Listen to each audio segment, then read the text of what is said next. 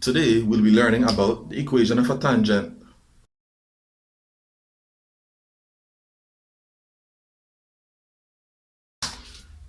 So let's begin with an example.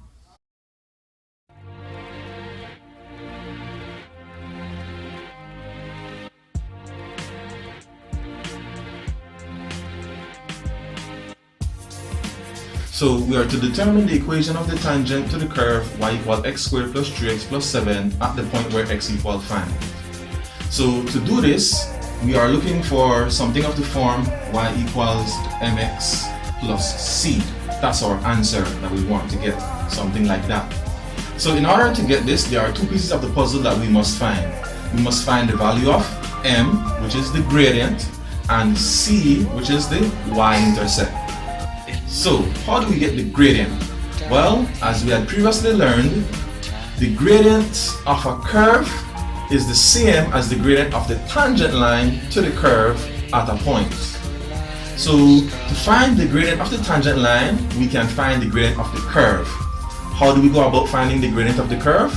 We differentiate the curve to get the gradient function, and then we substitute the value of x that we know. So in differentiating y equals x squared plus 3x plus 7, our gradient function dy dx will be 2x plus 3. Then the gradient at the point where x is equal to 5 will be 2 times 5 plus 3. So that gives us 10 plus 3, which is 13. Now, to find the y-intercept value, we need to know corresponding pair of x and y coordinates. We have an x value, but we do not have a y value. How can we determine the y value? Well, we have our equation y is equal to x squared plus 3x plus 7. So to determine the y value, we substitute the x value into this equation and we solve for y. So since it is y equals x squared plus 3x plus 7, we'll have 5 squared plus 3 times 5 plus 7. So 5 squared is 25, 3 times 5 is 15, and we add 7 to that. So 25 plus 15 is 40, 40 plus 7 gives us 47.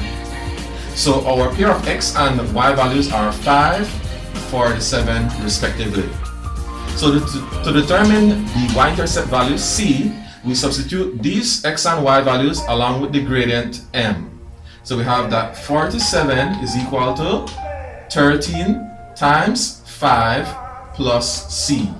And then we solve for c. So in solving for c, 13 times 5 is 65. Transposing, we'll have 47 minus 65 is equal to c. So the c value will then be 18. Negative 18, I meant to say.